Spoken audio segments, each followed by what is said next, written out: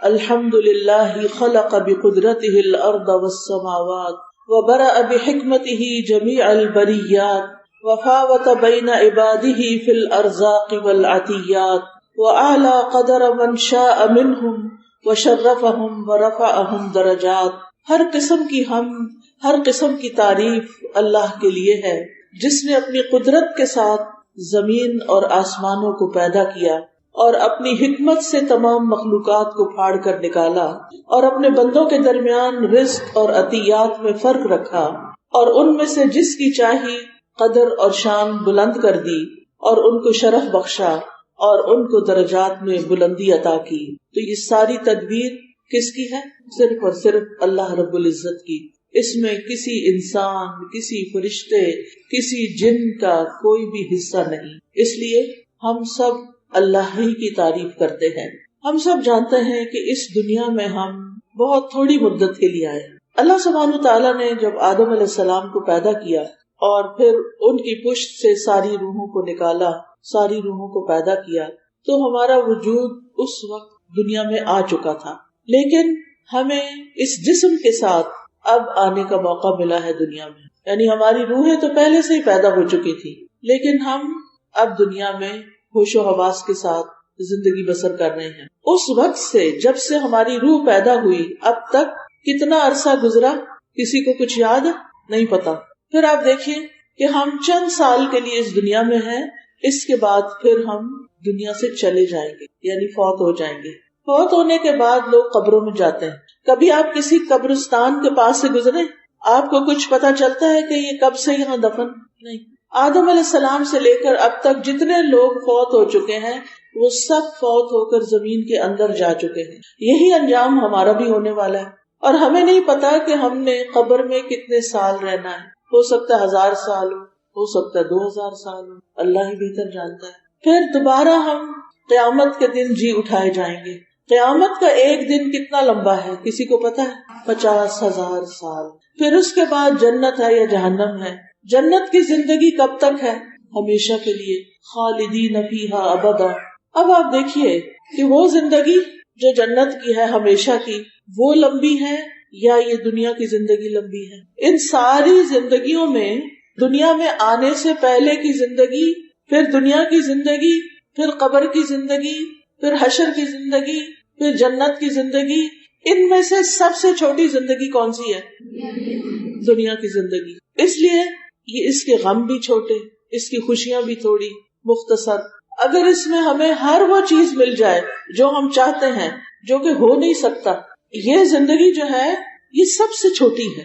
اس میں اگر آپ کو کوئی دکھ ہے، پریشانی ہے، تکلیف ہے، تو وہ بھی بہت تھوڑے عرصے کے لیے، کیونکہ اس دنیا نے ختم ہو جانا ہے. اگر خوشی ہے اس نے بھی ختم ہو جانا ہے. اگر مال اور بیٹے ملے ہوئے ہیں تب بھی زندگی نے ختم ہو جانا ہے. نہیں ملے ہوئے تب بھی ختم ہو جانا ہے. آپ کے پاس سونے چاندی کے ڈھیر ہیں یہاں، پھر بھی زندگی نے ختم ہو جانا ہے.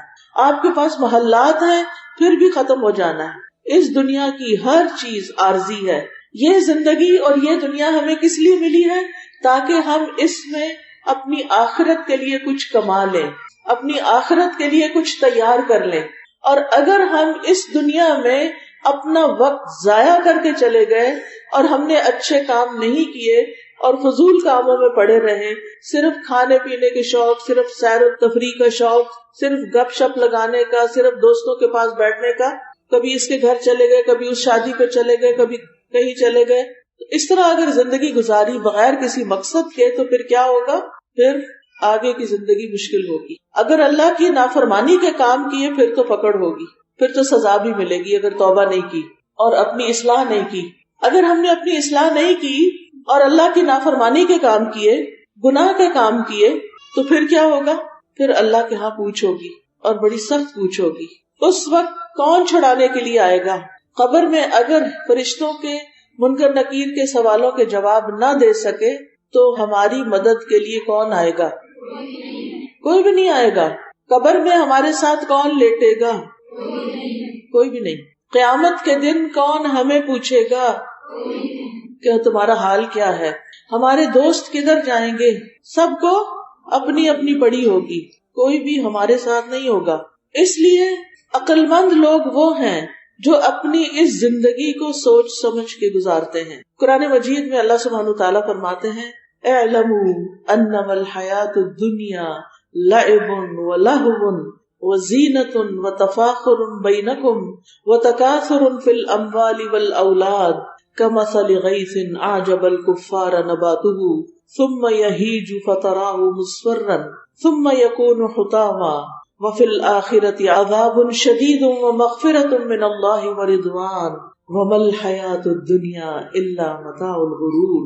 خوب جان لو کہ دنیا کی زندگی محض کھیل تماشا، زینت اور آرائش، اور تمہارا آپس میں ایک دوسرے پہ فخر کرنا اور مال اور اولاد میں ایک دوسرے سے زیادہ حاصل کرنے کی کوشش کرنا، یہ ایسا ہی ہے جیسے بارش ہوئی تو اس کی نباتات نے کاشتکاروں کو خوش کر دیا. کسان خوش ہو گئے کہ بارش ہو گئی، پھر وہ جوبن پہ آتی ہے، خوب فصل اگتی ہے، پھر تم دیکھتے ہو کچھ عرصے بعد کہ وہ زرد ہو گئی، سوکھ گئی، پھر وہ بھس بن جاتی ہے. جبکہ آخرت میں ایسی غفلت کی زندگی کا بدلہ سخت عذاب ہے، اور ایمان والوں کے لیے اللہ کی بخشش اور اس کی رضا ہے، اور دنیا کی زندگی تو محض دھوکے کا سامان. یعنی انسان اس زندگی میں جب جوان ہوتا ہے، اس کی طاقت ہوتی ہے، وہ ہر چیز کر سکتا ہے، تو وہ دھوکے میں پڑ جاتا ہے اور وہ سمجھتا ہے کہ شاید یہ زندگی ہمیشہ ایسے ہی چلے گی، لیکن ایسے نہیں چلتی. بہت جلدی بچپن گزر جاتا ہے اور انسان کے پاس صرف میموریز، صرف یادیں باقی رہ جاتی ہیں. جوانی گزر جاتی ہے اور صرف یادیں باقی رہ جاتی ہیں، اور پھر بڑھاپا بھی آ جاتا ہے اور چلا جاتا ہے، اور انسان ہی چلا جاتا ہے، اور کچھ تو اس سے پہلے ہی چلے جاتے ہیں. تو پھر سوچئے کہ اس تھوڑی سی زندگی کو ہم نے کیسے گزارنا ہے، بغیر کسی پلاننگ کے، بغیر کسی منصوبے کے، بغیر سوچے سمجھے، بغیر علم حاصل کیے، بغیر محنت کیے، یا پھر ہم نے آخرت کو سامنے رکھ کے جینا ہے، کیونکہ وہ تو ہمیشہ کی جگہ ہے. رسول اللہ صلی اللہ علیہ وسلم نے فرمایا تم جانتے ہو کہ ہمیں اللہ کی طرف لوٹنا ہے، پھر جنت کی طرف یا جہنم کی طرف جانا ہے. وہ ایسی اقامت گاہ ہے کہ وہاں سے روانگی کہیں نہیں، وہاں ایسی ہمیشگی ہے جس میں موت نہیں آئے گی، وہاں ایسے جسم ہوں گے جو مرنے والے نہیں. یعنی قیامت کے دن ایسے جسم ملیں گے کہ جن پہ موت آ ہی نہیں سکتی، کیونکہ موت کو تو ذبح کر دیا جائے گا، موت ہی کو ختم کر دیا جائے گا، لہٰذا اس کے بعد کوئی مرے گا ہی نہیں. تو خوش قسمت ہے وہ لوگ جو جنت میں جائیں گے اور ہمیشہ کی جنتوں میں رہیں گے اور کبھی نہیں مریں گے اور عیش و عشرت کریں گے، اور وہ کہیں گے کہ اللہ کا شکر ہے کہ ہم نے اپنے پچھلے دنوں میں زندگی میں محنت کر لی، عبادت کر لی، اللہ کو راضی کر لیا، آج اللہ نے ہمیں راضی کر دیا. اور سخت پچھتائیں گے وہ لوگ جو دنیا کی زندگی میں اپنا وقت ضائع کر کے چلے جائیں گے. لیکن اکثر لوگ دنیا کی زندگی سے دھوکے میں پڑے ہوئے ہیں. اکثر لوگوں نے دنیا کو اپنا مقصد زندگی بنا لیا ہے. اکثر لوگوں نے دنیا کی زندگی کی کامیابی کو کامیابی سمجھ لیا ہے، دنیا کے مال کی کثرت کو خوش قسمتی سمجھ لیا ہے، دنیا میں ملنے والی عیش و عشرت کو وہ سمجھتے ہیں کہ یہ سب سے فائدے کی چیز ہے. اس لیے وہ اپنی ساری قوتیں، اپنا سارا وقت، اپنی ساری صلاحیتیں، اپنی ساری سکلز، اپنی ساری دماغ کی قوت، دل کی قوت کس میں لگاتے ہیں؟ زیادہ سے زیادہ دنیا کمانے میں. یہ دھوکا ہے نا، دنیا نے ہمیشہ نہیں رہنا، لیکن اب دنیا ہی بنانے کی فکر میں لگے رہتے ہیں. ہم صبح اٹھتے ہیں تو دنیا کی فکر لے کر، رات کو سوتے ہیں تو دنیا کی فکر لے کر، لوگوں سے بات کرتے ہیں تو صرف دنیا کے ٹاپکس پر، آخرت کی بات کم ہی کرتے ہیں. آگے کے لیے کیا تیار کی؟ ہم ایک دوسرے سے پوچھتے ہیں اچھا تم نے فلاں چیز کی تیاری کر لی، شادی کی تیاری ہو گئی، جوڑا بن گیا، فلاں چیز بن گئی، جہیز بن گیا، تاریخ رکھ لی. اور اگر نہیں، کوئی رشتہ نہیں آیا، شادی نہیں ہوئی، سارا دن پریشان، نماز میں بھی پریشان، قرآن پڑھتے ہوئے پریشان، ہر وقت پریشان، شادی نہیں ہو رہی. اس نے تو اپنے وقت پہ ہی ہونا چاہے آپ خوش رہیں یا پریشان رہیں، وہ وقت سے پہلے نہیں ہو سکتی. اس میں وقت ضائع نہ کرتے رہیں اس پریشانی میں. جب نئی شادی ہوتی تب وقت ضائع کرتے ہیں، جب شادی ہونے لگتی ہے تب وقت ضائع کرتے ہیں. ہم کہتے ہیں کوئی شادی بار بار ہوتی، آج کل تو طلاقیں اتنی ہو رہی ہیں کہ بار بار ہی کرنی پڑ گئی. پھر آپ دیکھیں کہ ساری زندگی جو مال متاع جمع کرتے ہیں وہ اتنا فضول خرچیوں پہ ضائع کرتے ہیں کہ جن کے پاس ہے وہ تو کر رہے ہیں، اور جن کے پاس نہیں وہ دیکھا دیکھی قرضے اٹھا کے کر رہے ہیں. کتنے ہی لوگ ہیں جو قرض اٹھا کے اسراف کرتے ہیں، دنیا کی زندگی کے دھوکے میں پڑے ہوئے، وہ سمجھتے ہیں یہی خوشنمائی اصل خوشنمائی ہے. تو یاد رکھیے کہ مومن رہتا دنیا میں ہے، جیتا آخرت کے لیے ہے. ابن عباس کہتے ہیں اللہ نے دنیا کو 3 اجزاء میں تقسیم کیا ہے. ایک حصہ مومن کے لیے، ایک حصہ منافق کے لیے، ایک حصہ کافر کے لیے ہے. مومن دنیا سے آخرت کے لیے زیادہ راہ یعنی سامان اکٹھا کرتا ہے. مومن دنیا میں آتا ہے، وہ چیزیں اکٹھی کر رہا ہے، عمل اکٹھے کر رہا ہے، کس لیے؟ آگے کے لیے. منافق دنیا کی زینت اختیار کرتا ہے، یعنی وہ مال اکٹھا کرتا ہے، وہ ساری محنت کرتا ہے تاکہ دنیا کو اور خوبصورت بنا دے. اور کافر خوب عیش کرتا ہے کیونکہ وہ آخرت کو مانتا ہی نہیں، لہٰذا اس کی ساری اول آخر حسرتیں وہ دنیا میں ہی پوری کرنا چاہتا ہے. افسوس یہ کہ اپنے آپ کو مسلمان کہنے والوں نے ان دو لوگوں کے طریقے کو اختیار کر رکھا ہے، اس کے پیچھے چل پڑے ہیں. تو یاد رکھیے، صرف دنیا کے لیے محنت اور دنیا کے لیے کوشش کرتے رہنا آخرت کو بھول کر یہ سخت نقصان کا باعث ہے. سورۃ الکہف میں اللہ تعالیٰ فرماتے ہیں قُلْ هَلْ نُنَبِّئُكُمْ بِالْأَخْسَرِينَ أَعْمَالًا الَّذِينَ ضَلَّ سَعْيُهُمْ فِي الْحَيَاةِ الدُّنْيَا وَهُمْ يَحْسَبُونَ أَنَّهُمْ يُحْسِنُونَ صُنْعًا أُولَئِكَ الَّذِينَ كَفَرُوا بِآيَاتِ رَبِّهِمْ وَلِقَائِهِ فَحَبِطَتْ أَعْمَالُهُمْ فَلَا نُقِيمُ لَهُمْ يَوْمَ الْقِيَامَةِ وَزْنًا. تو دنیا کی زندگی جو ہے وہ کیا ہے؟ اگر کوئی شخص صرف دنیا کے لیے کام کرتا ہے تو وہ خسارے میں ہے. سورۃ کہف کی اس آیت کا مطلب کیا ہے؟ کہہ دیجئے کیا ہم بتائیں تمہیں ان لوگوں کے بارے میں جو اعمال میں سب سے زیادہ خسارے میں ہیں، نقصان میں ہیں؟ یہ وہ لوگ ہیں جن کی کوشش دنیا کی زندگی میں ضائع ہو گئی، سارا کچھ صرف دنیا کے لیے کیا، اور وہ سمجھتے ہیں کہ بے شک وہ ایک اچھا کام کر رہے ہیں، بڑے خوش بھی ہیں اس پر. یہی لوگ ہیں جنہوں نے اپنے رب کی آیات اور اس کی ملاقات کا انکار کیا تو ان کے اعمال ضائع ہو گئے. دنیا کے لیے کیا تھا وہ دنیا میں ہی رہ گئے، جتنا مال اکٹھا کیا قبر میں تو لے جا نہیں سکے، دنیا میں ہی چھوڑ کے آئے، پیچھے بچوں نے سارا تقسیم کر لیا، اوروں نے فائدہ اٹھایا، اللہ کی راہ میں کچھ دیا ہی نہیں تھا، کوئی صدقہ کرتا ہی نہیں تھا، سب کچھ دنیا کے لیے رکھا ہوا تھا، شاید ہمیشہ رہنا ہے یہاں. تو ایسے لوگ قیامت کے دن ہم انہیں کوئی وزن نہیں دیں گے. اس کے برعکس وہ لوگ جو آخرت کے لیے جیتے ہیں ان کے لیے اللہ تعالیٰ کیا فرماتے ہیں؟ من کان یرجو لقاء ربہ فلیعمل عملا صالحا ولا یشرک بعبادۃ ربہ احدا. جو اپنے رب کی ملاقات کا یقین رکھتا ہے، امید رکھتا ہے، اسے چاہیے کہ پھر اچھے کام بھی کرے. آپ مجھے یہ بتائیے کہ دن میں آپ کتنی دفعہ یہ بات سوچتی ہیں کہ میں نے ایک دن اللہ سبحانہ وتعالیٰ کے سامنے کھڑے ہوں؟ آج صبح سے لے کے اب تک کیا ایک دفعہ بھی دل میں آئی یہ بات کہ ایک دن ہوگا کہ میں اللہ کے سامنے کھڑی ہوں گی؟ ہمیں تو خیال ہی نہیں آتا، ہمیں تو یقین ہی نہیں کہ اللہ کے سامنے جا کے کھڑے ہونا ہے.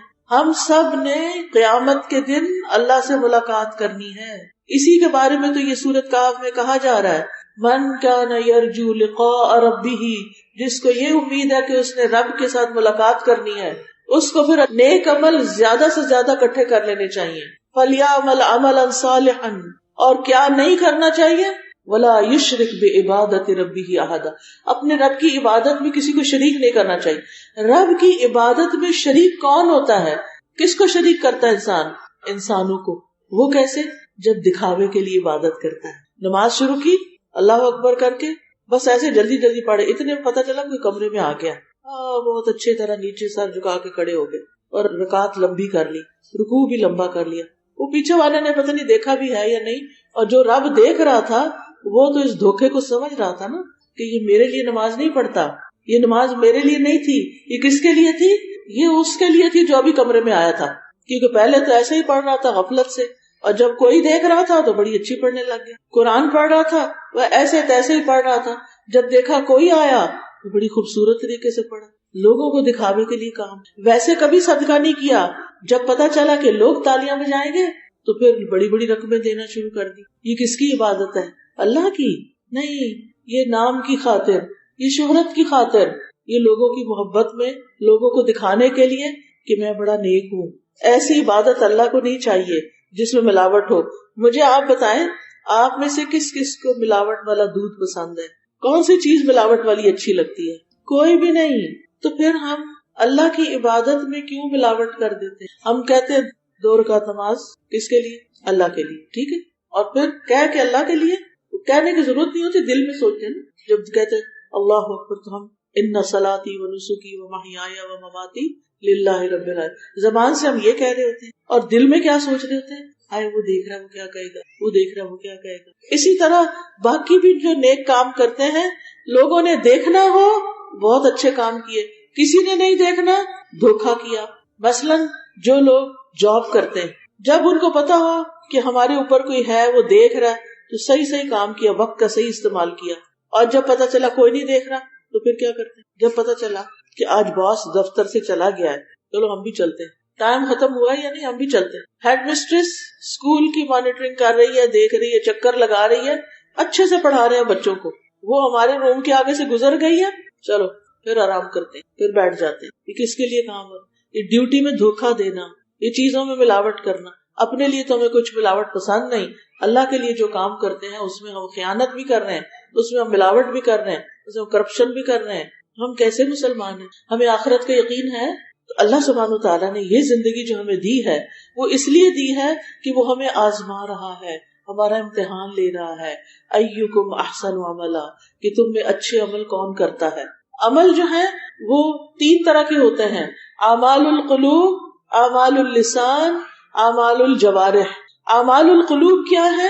ہمارے دل کے اعمال جس میں ایمان ہے، تقوی ہے، توکل ہے، یقین ہے، خشیت ہے، خوف ہے، امید ہے، یہ سارے اعمال القلوب ہیں. اعمال اللسان کیا ہے؟ زبان سے جو کچھ ہم بولتے ہیں، جو چاہے اللہ کا ذکر کریں، چاہے ہم باتیں کریں، چاہے جھوٹ بولیں، یہ سارے زبان کے اعمال ہیں. اور پھر جوارح کے جیسے نماز ہے، یہ کسی کی خدمت ہے، یہ اعمال یعنی جیسے کھانا پکا رہے ہیں، کوئی چیز لا رہے ہیں، لکھ رہے ہیں، پڑھ رہے ہیں، یہ سارے جوارح کے اعمال ہیں.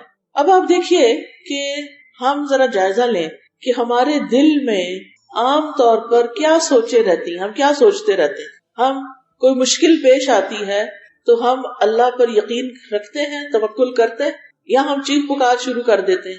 جو شخص مصیبت پر صبر نہ کرے اور نعمت ملنے پہ شکر نہ کرے وہ کیسا انسان ہے؟ کیا وہ دین پر ہے؟ کیونکہ ہمارا دین تو ہمیں یہ سکھاتا ہے، نبی صلی اللہ علیہ وسلم نے فرمایا کہ عجبا لامر المؤمن، مومن کا حال بھی بڑا عجیب ہے، اور یہ چیز مومن کے سوا کسی کو نصیب نہیں. یہ مومن کی علامت ہے کیا؟ کہ جب اسے تکلیف آتی ہے تو وہ صبر کرتا ہے، اور جب اس کو خوشی ملتی ہے تو وہ شکر کرتا ہے. ہمارا ایمان پھر کیسا ایمان ہے کہ جو تکلیف پہ صبر نہ کرے اور خوشی میں شکر نہ کرے. خوشی میں ہم آپے سے باہر ہو جاتے ہیں اور تکلیف کے وقت ہم کیا کرتے ہیں؟ واویلا شروع کر دیتے ہیں، رونا دھونا شروع کر دیتے ہیں. رونے میں منع نہیں ہے لیکن چیخ پکار کے رونا منع ہے، اللہ سبحانہ تعالیٰ سے ناراض ہونا منع ہے. تو بہرحال دنیا کی زندگی کیا ہے؟ ایک امتحان ہے. یہاں ہم میں سے ہر ایک کا امتحان ہو رہا ہے، ٹیسٹ ہو رہا ہے. ایکم احسن عملا، کہ تم میں سے سب سے اچھے عمل کس کے ہیں؟ کون اپنے دل کو اچھا رکھتا ہے؟ کون اپنے دل میں اللہ کو یاد کرتا رہتا ہے؟ کون اپنے دل میں آخرت کی فکر رکھتا ہے؟ کون اپنے دل میں مومنوں کی خیر خواہی رکھتا ہے؟ کون اپنے دل میں اللہ سے محبت رکھتا ہے؟ کون اپنے دل میں اللہ سے ڈرتا ہے؟ یہ ہم اپنے دل کا جائزہ لیتے رہیں، ہم اپنی زبان کا جائزہ لیتے رہیں کہ ہم بول کیا رہے ہیں، ہم اپنے چلنے پھرنے اٹھنے بیٹھنے کا جائزہ لیتے رہیں، کس کام میں بھاگ دوڑ کر رہے ہیں، کیونکہ یہ سب کچھ لکھا جا رہا ہے، یہ سب کچھ تیار ہو رہا ہے، اعمال نامہ تیار ہو رہا ہے. اور پھر اعمال نامہ ہر روز ہمارے پاس جو کرامن کاتبین ہے دائیں اور بائیں، جو اچھے کام کرتے ہیں وہ دائیں طرف والا فرشتہ لکھتا ہے، جو برے کام کرتے ہیں وہ بائیں طرف والا فرشتہ لکھتا ہے. اور ہر روز عصر اور فجر کی نماز میں ان فرشتوں کی ڈیوٹی چینج ہوتی ہے. دن والے فرشتے عصر کے وقت واپس چلے جاتے ہیں اور رات والے فرشتے ڈیوٹی سنبھال لیتے ہیں، اور رات والے فجر کی نماز میں جاتے ہیں. جب یہ فرشتے واپس جاتے ہیں تو اللہ تعالیٰ ان سے پوچھتے ہیں کہ تم جب گئے تھے تو میرے بندے کیا کر رہے تھے، جب آئے ہو تو کیا کر رہے تھے. جو نیک لوگ ہوتے ہیں ان کے بارے میں بتاتے ہیں جب ہم گئے تھے تو وہ فجر پڑھ رہے تھے، جب ہم آئے ہیں تو عصر پڑھ رہے تھے.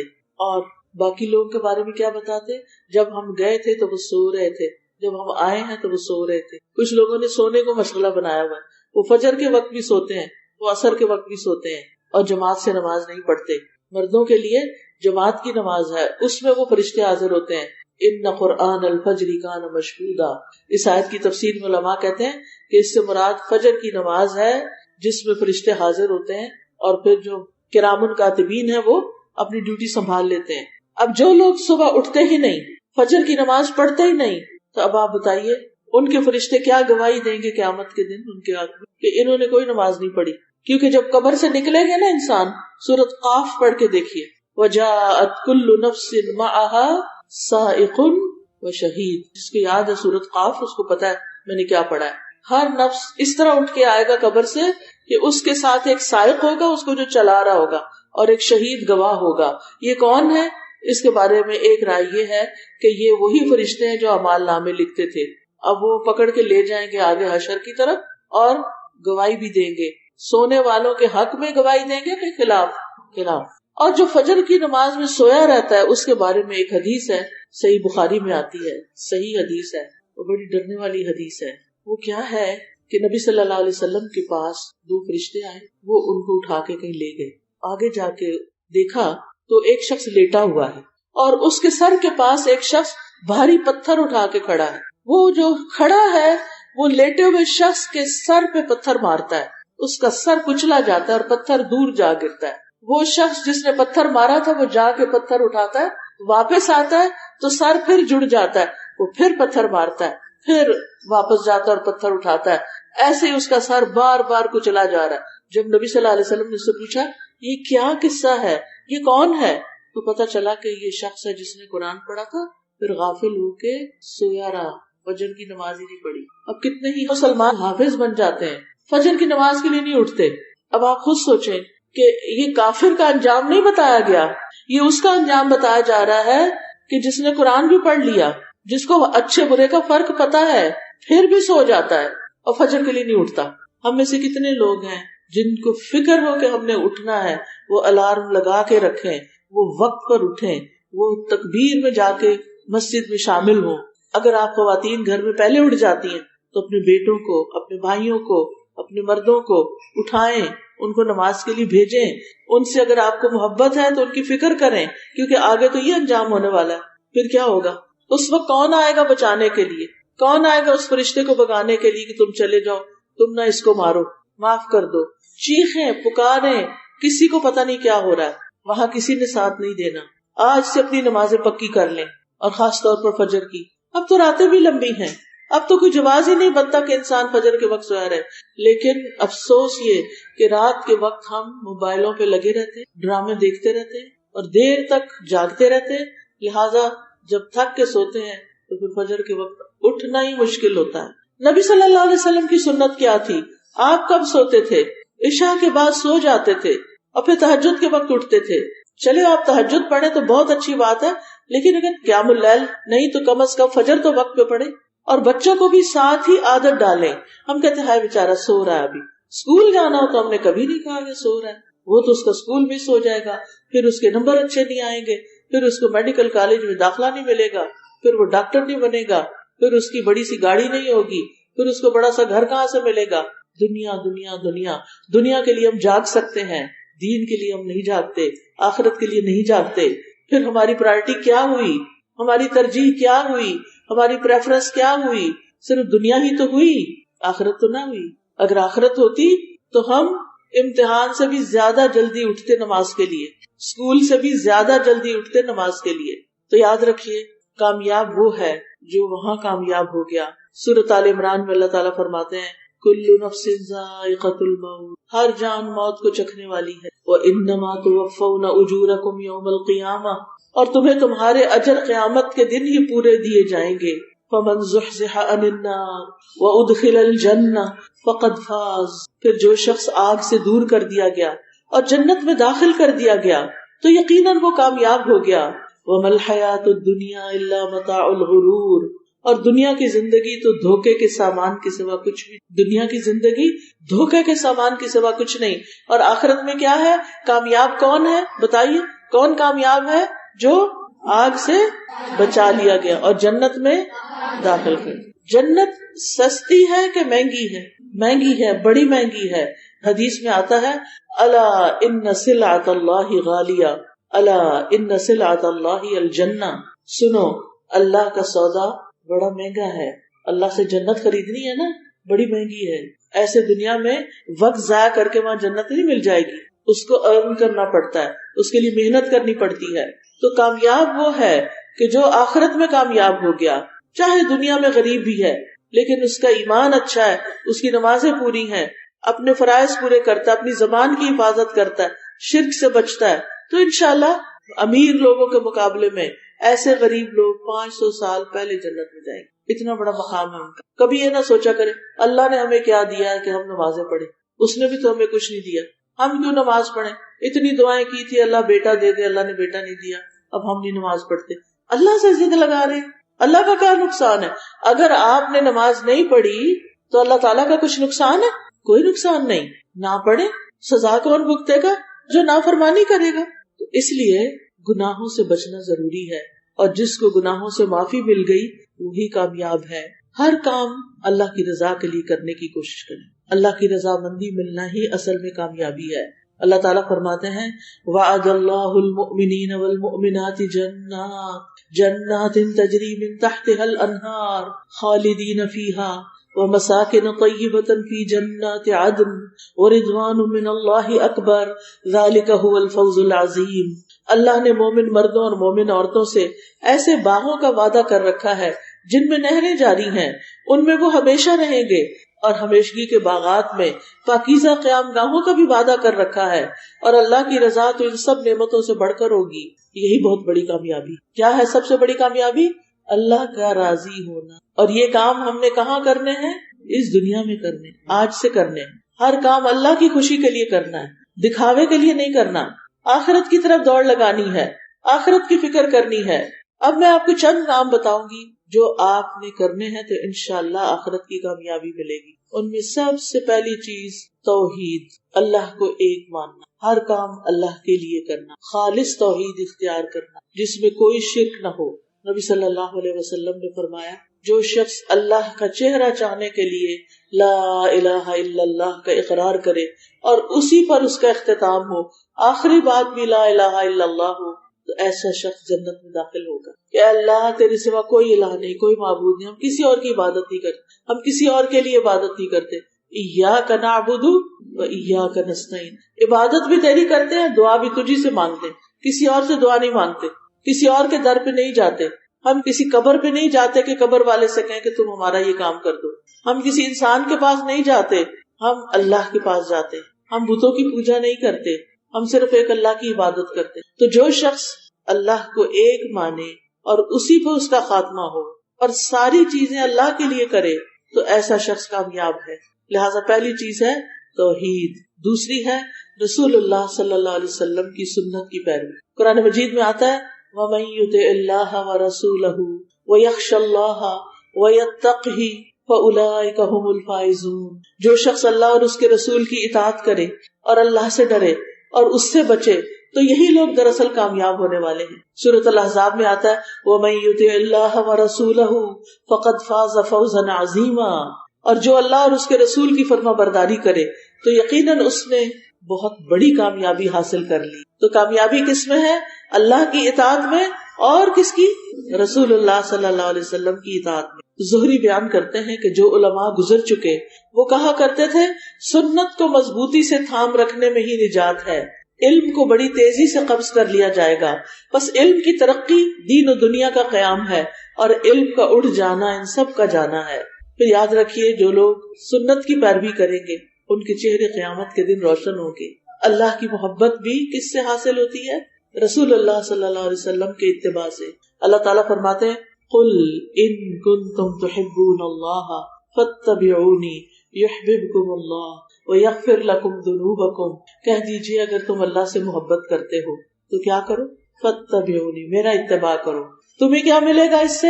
یحببکم اللہ، تم سے اللہ محبت کرے گا، ویغفر لکم ذنوبکم، اور تمہارے گناہوں کی معافی بھی مل جائے گی. اچھا سنت کی پیروی نا چھوٹی چھوٹی چیزوں میں بھی اور بڑی بڑی چیزوں میں. مثلا پانی کس ہاتھ سے پینا چاہیے؟ پھر ہم ایسے کیوں پیتے ہیں کہ بائیں ہاتھ میں گلاس لے کے یہاں ایک انگلی رکھ لیتے ہیں اور ہم سمجھتے ہم دائیں ہاتھ سے پیتے. یہ دائیں ہاتھ سے پینا ہے یا بائیں ہاتھ سے؟ یہ بائیں ہاتھ سے پینا ہے. اب جو شخص صرف گلاس بچانے کے لیے کہ ہاتھ میں گھی لگا ہوا گلاس کو لگ گئے، گلاس نے تو نہیں کہ ایسے دھویا ہی جانا ہے، یا آپ پانی پی کے ایسے گلاس چھوڑ دیتے ہیں، دھوتے کوئی نہیں، دھوتے ہیں گلاس. پھر کیا مشکل ہے کہ تھوڑا سا گلاس گندا بھی ہو جائے. اگر آپ کو بہت ہی صفائی پسند ہے تو ٹیشو لے کے اس سے گلاس پکڑ لیں، لیکن پانی کس سے پیے؟ پانی پینے سے پہلے کیا کرنا چاہیے؟ بسم اللہ. ساری بسم اللہ الرحمن الرحیم تک نہیں پڑھا جاتا, صرف بسم اللہ. پینے کے بعد کیا کرنا چاہیے؟ الحمدللہ. آپ کو پتا ہے اس کا کتنا ثواب ہے؟ حدیث میں آتا ہے جو شخص ایک گھونٹ پانی پی کر بھی الحمدللہ کہتا ہے اللہ اس سے راضی ہو جاتا ہے. ہم سمجھتے ہیں اللہ کو راضی کرنا بڑا مشکل کام. نہیں, اللہ بندوں کی طرح نہیں ہے کہ جو راضی ہو کے ہی نہیں دیتے. وہ تو اتنے سے عمل کی بھی قدردانی کرتا ہے کہ بندے نے شکر ادا کر دیا کہ اللہ نے اس کو پانی دیا. جوتا پہننا ہو تو کس طرح پہنتے ہیں؟ دائیں پاؤں سے پہلے. اتارنا ہو تو کیسے اتارتے ہیں؟ بائیں سے. یس, ہمیں پتا ہے تو پھر ہم کرتے کیوں نہیں؟ بہت سے لوگوں کو علم ہے, عمل کوئی نہیں کرتے. کیوں؟ وہ اس کو آسان لے, کوئی بات, پھر کیا ہوا, اس سے کیا فرق پڑتا ہے؟ اس سے فرق پڑتا ہے ہم سے کیا تقاضا ہے اطاعت کا, جو کہا گیا مان جاؤ. اور صرف اطاعت کا نہیں, جو نبی صلی اللہ علیہ وسلم کرتے تھے ویسے ہی دیکھ کے کرو گی. یہ چھوٹی چھوٹی چیزیں ہیں. پھر اسی طرح کسی کو معاف کر دینا سنت ہے یا نہیں ہے نا؟ نبی صلی اللہ علیہ وسلم نے جب مکہ فتح کیا تھا تو کیا کیا تھا؟ اب جان کے دشمنوں کو معاف کر دیا تھا. قال لا تثریب علیکم اليوم, آپ نے فرمایا تھا آج تم سے کوئی مواخذہ نہیں, تمہیں نہیں پکڑا جائے گا. یغفر اللہ لنا ولکم, اللہ ہمیں بھی معاف کر دے, تمہیں بھی معاف کر. تیسری چیز جو کرنے کی ہے, دو چیزیں, پہلی کیا؟ توحید, دوسری سنت کی پیروی, تیسری عبادات کی پابندی, نمازوں کی پابندی. ایک نماز بھی نہیں چھوڑنی اور دیر سے نہیں پڑھنی. جو شخص اول وقت میں نماز پڑھتا ہے اس کا اجر و ثواب کیا ہے؟ اس کے لیے بخشش کا وعدہ. اب آپ دیکھیے کہ تیسری چیز, پہلی چیز کیا ہے؟ توحید, دوسری چیز سنت کی پیروی, تیسری چیز عبادات کی پابندی, نماز, روزہ, اگر کسی پہ حج فرض ہے تو حج, اور سال کے بعد زکوٰۃ. ان چیزوں کا علم حاصل کرنا بڑا ضروری ہے. لوگوں کو نماز کا طریقہ نہیں آتا, نماز کا میننگ نہیں آتا, نماز کا پروننسیشن ٹھیک نہیں. بچے تو آرام سے سیکھ لیتے, بڑے کہتے اب ہمیں شرم آتی. علم حاصل کرنے میں کبھی نہ شرمائیں, اور جن بچیوں کو علم آ گیا ہے وہ سکھانے میں کبھی نہ شرمائیں. آپ کے گھر کوئی میڈ آتی ہے, کوئی ملازمہ ہے, آپ کے گلی میں فارغ بچے پھر رہے ہیں, ان کو بلا لیں, آؤ بیٹھو مجھ سے یہ سیکھو. ایک بچے کو آپ سورۃ فاتحہ سکھا دیں گے, وہ ساری زندگی پڑھے گا, سارا ثواب آپ کو ملے گا, اس کو بھی ملے گا اور آپ کو بھی ملے گا. تو اس معاملے میں بخل نہ کریں. جو مل جائے, کوئی بڑی بزرگ خاتون مل جائے, کوئی بچہ مل جائے, کوئی چھوٹا مل جائے, کہ آج میں آپ کو ٹھیک کرا کے دیتی, آپ ٹھیک سے پڑھیں. اور انہیں کہ نماز سنائے مجھے, کس جگہ کیا پڑھتے. آپ دیکھیں کہ بہت سے لوگوں کو صحیح نماز نہیں پڑھنی آتی. کیا بنے گا قیامت کے دن جب اللہ تعالیٰ سے ملاقات ہوگی؟ پہلا سوال کس چیز کے بارے میں ہوگا؟ نماز کے بارے میں. اور اگر وہی پوری نہیں ہوئی تو پھر کیا ہوگا؟ شاباش ملے گی. اس لیے نمازوں کی فکر سب سے زیادہ. اس کے بعد اپنے روزے پورے. خواتین کا ایک مسئلہ جو عام طور پہ دیکھنے میں آیا کہ پیریڈز میں جو روزے انہوں نے چھوڑے وہ رکھے ہی نہیں. ابھی ایک بچی مجھے ملی تو کہنے لگی کہ میں نے جب اپنا پچھلا سارا حساب کیا 300 روزے بنتے تھے, 300 روزے. کہتی اب 14 باقی ہیں, پورے کر لیے. جو پیریڈز میں روزے چھوڑے وہ قضا رکھنے ہیں. اگر آپ بزرگ ہو گئے ہیں, اب رکھ نہیں سکتے تو رکھوا لیں, فدیہ تو دے دیں ان کا, ٹھیک ہے نا. فدیہ کیا ہوتا ہے روزے کا؟ ایک مسکین کا کھانا, ٹھیک ہے. وہ اب بھی, یعنی وہ رمضان میں ہی نہیں دینا ہوتا, وہ سال کے کسی حصے میں بھی دے سکتے ہیں. لیکن جو روزے رکھ سکتے ہیں ان کو روزے رکھنے ہی ہیں. وقفے وقفے سے روزے رکھتے جائیں, پورے کریں. زکوٰۃ, جو زکوٰۃ نہیں دیتے, جن کے پاس 7.5 تولے سونا ہو, 52 تولے چاندی ہو, یا اس کے برابر پیسے ہوں, تو ان کے لیے کیا ہوگا؟ اگر وہ زکوٰۃ نہیں دیتے تو کیا نقصان ہے, کچھ پتا؟ زکوٰۃ نہ دینے والے کے ساتھ قیامت کے دن کیا ہوگا؟ ان کے مال کی, سونے چاندی کی پلیٹس بنائی جائیں گی, ان کو جہنم میں تپایا جائے گا, اور حشر کے میدان میں جب وہ کھڑے ہوں گے تو ان کے جسم کو سامنے پیچھے بیک کو لگائی جائیں گی, گرم گرم پلیٹیں, جسم کو داغا جائے گا اس سے. اور یہ سارا عرصہ جو حشر کا وہ کھڑے رہیں گے تو یہی ہوتا رہے گا. ایک اور سزا بھی ہے, اور وہ کیا ہے کہ ان کا مال, روپیہ, پیسہ, بینک بیلنس, سارا کچھ سانپ کی شکل میں ان کے جسم کو چمڑ جائے گا, اور پھر ایسے منہ کے آگے وہ ناگ جو ہے نا, اس کے جبڑوں کو, جبڑے کیا ہوتے ہیں جن کے اندر دانت ہوتے ہیں نا, یہ ان کو کاٹے گا یہاں یہ, اور کہے گا انا مالو کا, انا کنزو کا, میں تمہارا مال ہوں, میں تمہارا خزانہ ہوں. اب کچھ لوگ, خواتین خاص طور پر, زیور جوڑ جوڑ جوڑ کے رکھ لیتی ہیں اور پھر اس کے بعد زکوٰۃ نہیں دیتی. کہتے ہیں ہم کون سا کماتے ہیں, یہ کوئی بہانہ ہے, نہیں کماتے تو اسی زیور میں سے دے زکوٰۃ. تو اس لیے اپنے فرائض کی پابندی. کچھ لوگوں پہ حج فرض ہوتا ہے, وہ کہتے ہیں ابھی ہمارے بچے چھوٹے ہیں, ابھی ان کی شادی کرنی ہے, ابھی فلاں کرنا فلاں. نہیں, کوئی نہ کوئی آپ دیکھیں کیا انتظام ہو سکتا ہے. اگر واقعی حقیقی مجبوری ہے تو اور بات ہے، لیکن جتنا جلدی ہو اپنا فریضہ ادا کر لینا چاہیے جو زندگی میں ایک دفعہ ہوتا ہے. زکوٰۃ ہر سال ہے، روزے ہر سال ہیں، نمازیں روز کی ہیں، لیکن حج ایک دفعہ ہے. ایک شخص آیا رسول اللہ صلی اللہ علیہ وسلم کے پاس، کہنے لگا میں گواہی دیتا ہوں کہ اللہ کے سوا کوئی معبود نہیں اور آپ اللہ کے رسول ہیں، اور میں 5 نمازیں پڑھتا ہوں اور رمضان کے روزے رکھتا ہوں، اس کا قیام بھی کرتا ہوں، زکوٰۃ بھی دیتا ہوں. آپ نے فرمایا جو شخص یہ عمل کرتے ہوئے فوت ہوا وہ صدیقین اور شہداء میں سے ہے. جو یہ فرائض پورے کر لے وہ پار ہو گیا. اسی طرح ایک اور روایت میں آتا ہے نبی صلی اللہ علیہ وسلم نے فرمایا جو شخص اللہ اور اس کے رسول پر ایمان لائے اور نماز قائم کرے اور رمضان کے روزے رکھے تو اللہ پر حق ہے کہ وہ اسے جنت میں داخل کر دے. تو جنت میں جانا چاہتے ہیں تو یہ کام کر لیں. پھر اسی طرح فرض نماز کے ساتھ ساتھ نفل بھی پڑھا کریں کیونکہ اس سے اللہ کی محبت حاصل ہو جاتی ہے. فرائض سے اللہ کی محبت حاصل ہوتی ہے لیکن نوافل سے اور بھی زیادہ. پھر صدقہ روز کیا کریں، عادت بنا لیں. اب خواتین کہیں کہ میں تو کماتی نہیں تو میں کہاں سے صدقہ کروں. صدقہ صرف پیسے کا نہیں ہوتا. آپ گھر میں کھانا بناتی ہیں نا، روٹی تو ہر عورت ہی پکاتی ہے تقریباً. روٹی پکاتے ہوئے آپ کے ہاتھوں کو آٹا لگ جاتا ہے، آپ خشکا لگا کے اس آٹے سے وہ ہاتھ کو جو لگا نا وہ سارا جھاڑ کے ایک پیالے میں جمع کر لے، سارا جھاڑ کے صبح کا بھی شام کا بھی وہ جا کے چڑیا کو ڈال دے، آپ کا صدقہ ہو گیا. اگر آپ کے پاس کچھ نہیں ہے یہ بھی صدقہ ہے. بچے روٹی بچا دیتے ہیں، آپ چھان بورے میں ڈال دیتے ہیں، چھان بورے کی بجائے اس کے چھوٹے چھوٹے ٹکڑے کر کے مرغیوں کو ڈال دیں، چڑیا کو ڈال دیں، صدقہ ہو گیا. اگر آپ کے کوئی جانور ہیں، کوئی مرغیاں ہیں، ان کو پانی ڈالنا.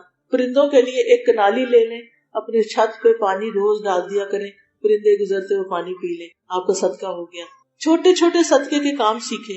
اگر بہت ہی آپ کے حالات تنگ ہے نا تو آپ کیا کریں، گھر والوں کو کھانا دیتے ہیں نا، روٹی بناتے ہیں، اگر 10 روٹیاں بنانی ہے نا، ہر روٹی میں سے ایک ایک لقمے کا آٹا نکال لیں، اس سے ایک 11ویں روٹی بنا لیں، وہ کسی فقیر کو دے دیں، صدقہ ہو گیا.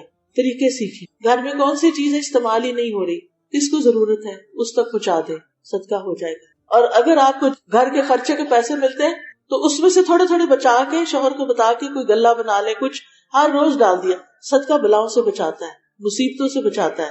وہ اکٹھا کرتے رہیں، پھر آپ کسی نیکی کے کام میں اس کو اکٹھا کر کے ڈال. اور جو اللہ کے راستے میں دیتے ہیں، دین کی تبلیغ کے لیے دیتے ہیں. حدیث میں آتا ہے رسول اللہ صلی اللہ علیہ وسلم نے فرمایا جس نے اللہ کی راہ میں کوئی چیز خرچ کی اس کے لیے 700 گنا اجر لکھا جاتا ہے، اور یہ جنت میں لے جانے کا کام ہے. اور خاص طور پر چھپا کے صدقہ کرنا، دایاں ہاتھ دے تو بائیں کو خبر نہ ہو. ایسے لوگ قیامت کے دن عرش کے سائے تلے بیٹھے ہوں گے، دھوپ نہیں لگے گی ان کو، اللہ کی خاطر، دکھاوے کے نہیں کہ کوئی کہ ہائے فلاں عورت تو بہت صدقے والی. پھر اپنی عادت بنائے ذکر اذکار کرنے کی، اٹھتے بیٹھتے چلتے پھرتے سبحان اللہ، الحمدللہ، اللہ اکبر، لا الہ الا اللہ، استغفر اللہ، لا حول ولا قوت الا باللہ، یا حی یا قیوم برحمتک استغیث یا ذا الجلال والاکرام.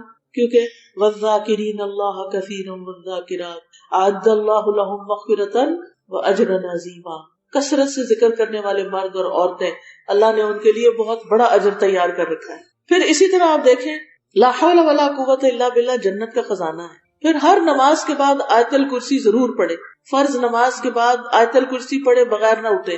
بعض لوگ تو بس ہر وقت جلدی میں ہوتے ہیں، سلام پھیرا، پورا سلام ہی کرا، ایک ٹانگ اٹھا لی، اٹھ بھاگے جیسے کسی نے قید کیا ہوا تھا، وہ چھوٹ بھاگے. آپ فرض نماز پڑھ کے آیت الکرسی پڑھنا نہیں. اور اگر کوئی آ جائے نا بیچ میں بچہ یا کچھ تو اس کو منہ پہ انگلی رکھے، چپ رہو ذرا، میں اپنی آیت الکرسی پوری کروں. اتنا بڑا اجر ہے اس کا. جو شخص ہر فرض نماز کے بعد آیت الکرسی پڑھے گا اسے جنت میں داخلے سے سوائے موت کے کوئی چیز روکنے والی نہیں. ایسا بندہ مرے گا تو سیدھا جنت میں جائے گا. پھر قرآن کی تلاوت. صبح کے وقت جب آپ اٹھتے ہیں نا، نماز پڑھی فجر کی، سب سے پہلے قرآن اٹھائیں. موبائل سے نہ پڑھیں، مصحف سے پڑھیں. مصحف کس کو کہتے ہیں؟ قرآن شریف کے نسخے کو جو لکھا ہوا ہوتا ہے، مصحف سے پڑھیں. اور گھر کے بچوں کو بھی پکڑا دیں، پڑھو، چاہے 1 صفحہ پڑھے چاہے 2 پڑھے. صحابہ تو ہر ہفتے قرآن ختم کر لیتے، بعض 3 دن میں ختم کر لیتے. ہم سال میں بھی نہیں کر سکتے. ہم کیسے مسلمان ہیں؟ اللہ کے کلام سے بھی محبت نہیں. سب کچھ کرنے کا وقت ہے، وہ پڑھنے کا وقت نہیں. پھر ہر روز توبہ استغفار ضرور کریں. یا اللہ جو گناہ ہو گئے نا ان کو معاف کر دے. اپنے گناہوں پہ رویا کریں. نبی صلی اللہ علیہ وسلم نے فرمایا خوشخبری ہے اس کے لیے جو اپنے نامہ اعمال میں بکثرت استغفار پائے. پھر اگلے کچھ کام ہے اخلاق سے متعلق. میزان میں سب سے بھاری نیکی اچھا اخلاق ہوگا. جس سے بات کرے اچھے سے کریں، باتیں کم کریں. حدیث میں آتا ہے جو خاموش رہا نجات پا گیا. سچائی اختیار کریں، جھوٹ بولنا چھوڑ دیں. لوگوں کو کھانا کھلائیں. اچھی طرح ان سے بات کر لیا کریں، سلام کو عام کریں، لوگوں کو تکلیف سے بچائیں، لوگوں کو آسانیاں دیا کریں، ٹانگ نہیں اڑایا کریں بیچ میں کہ اس کو تو میں پیچھے کھینچوں. پھر اپنی ذات پہ دوسروں کو ترجیح دیا کریں، قناعت اختیار، جو اللہ نے دیا نا اس پہ راضی ہوں. پھر معاملات اچھے ہوں ہمارے، رشتہ داروں سے اچھا سلوک. نبی صلی اللہ علیہ وسلم سے ایک شخص نے پوچھا مجھے ایسا کام بتا دیں جو مجھے جنت کے قریب کر دے، جہنم سے دور کر دے. آپ نے فرمایا اللہ کی عبادت کرو، اس کے ساتھ کسی کو شریک نہ کرو، نماز قائم کرو، زکوٰۃ دو، اور اپنے رشتہ داروں سے صلہ رحمی کرو. رشتہ داروں کے نام آنے چاہیے، ان کے بچوں کے نام آنے چاہیے، عید وغیرہ پر مبارک دینی چاہیے، اگر ضرورت مند ہو تو کچھ مدد کرنی چاہیے، ان کی خیر خواہی کریں، یعنی ان کے ساتھ تعاون کریں، اپنا تعلق رکھیں. پھر والدین کے ساتھ خاص طور پر حضرت عائشہ کہتی ہیں رسول اللہ صلی اللہ علیہ وسلم نے فرمایا میں سویا تو میں نے خواب میں اپنے آپ کو جنت میں دیکھا، میں نے وہاں ایک قاری کی تلاوت کی آواز سنی، میں نے پوچھا یہ کون ہے؟ مجھے بتایا گیا یہ حارثہ بن نعمان ہے. رسول اللہ صلی اللہ علیہ وسلم نے ان سے کہا یہی نیکی ہے، یہی نیکی ہے. اور حارثہ بن نعمان سب لوگوں میں سے اپنی والدہ کے ساتھ بہت اچھا سلوک کرنے والے تھے، یعنی جو بچے اپنی ماں کے ساتھ اچھا سلوک کرتے ہیں ان کے لیے بہت بڑی موٹیویشنل بات ہے، خوشخبری ہے. پھر کچھ چیزوں سے بچنا بھی ہے، ہلاک کرنے والے کاموں سے، ان میں سے شرک، کیونکہ مشرک پر جنت حرام ہے. پھر دنیا کو آخرت کو ترجیح نہیں دینی، ریاکاری، دکھاوا نہیں کرنا، اپنی نیت کو خراب نہیں کرنا، دینی علم کو آخرت کی خاطر پڑھنا ہے، دنیاوی فائدے حاصل کرنے کے لیے نہیں. تو ہر وہ کام جس میں اللہ کی رضا نہیں اسے چھوڑ دینا ہے. منافقت سے بچنا ہے، لگائی بجائی نہیں کرنی، ادھر کچھ ادھر کچھ، نماز نہیں چھوڑنی، اللہ کی نافرمانی نہیں کرنی، تنہائی میں بھی حرام کام نہیں کرنے، ہلاک کرنے والے گناہوں سے بچنا ہے جس میں والدین کی نافرمانی، زنا کاروں کی سخت سزا کے بارے میں بھی آتا ہے، یعنی زنا اور شراب اور یہ ساری چیزیں، ان سے بچنا ہے. شیطان کی دوستی سے بچنا ہے اور خواہش پرستی سے بچنا ہے. ہر وقت وہ کام نہیں کرنے جس بس دل کر رہا ہے. حضرت انس کہتے ہیں 3 چیزیں ہلاک کرنے والی ہیں، 3 چیزیں نجات دینے والی ہیں. 3 ہلاک کرنے والی برائیاں یہ ہیں، نمبر 1 بخل، دل کی تنگی جس کی پیروی کی جائے، خواہش نفس جس کے پیچھے چلا جائے، اور خود پسند ہونا، اپنے آپ کو بڑی چیز سمجھنا، یہ ناپسندیدہ باتیں ہیں. 3 چیزیں آپ نے فرمایا نجات دینے والی ہیں. ہر حال میں اللہ کی خشیت، فقر اور غنا میں میانہ روی، غضب اور رضا میں عدل سے کام لینا. پھر اسی طرح بلا ضرورت اور فضول مال اور بلا ضرورت کلام نہیں کرنا، جھوٹ، بخل، فحش گوئی سے بچنا، ظلم نہیں کرنا، تکبر نہیں کرنا، خودکشی نہیں. اور آخر میں ہم اللہ تعالیٰ سے دعا کرتے ہیں کہ اللہ تعالیٰ ہمیں ان اعمال پر جو عمل کرنے والے ہیں ان پہ عمل کی توفیق دے، اور جو بچنے والے ہیں یا رب تو ہمیں ان سے بچا دے. سبحان اللہ والحمد للہ ولا الہ الا اللہ واللہ اکبر ولا حول ولا قوة الا باللہ العلی العظیم. اللہم صلی علی محمد وعلی آل محمد کما صلیت علی ابراہیم وعلی آل ابراہیم انک حمید. اللہم بارک علی محمد وعلی آل محمد کما بارکت علی ابراہیم وعلی آل ابراہیم انک حمید مجید. ربنا آتنا فی الدنیا حسنۃ وفی الآخرۃ حسنۃ وقنا عذاب النار. اللہم انی اسألک فعل الخیرات وترک المنکرات وحب المساکین وان تغفر لی وترحمنی واذا اردت فتنة قوم فتوفنی غیر مفتون.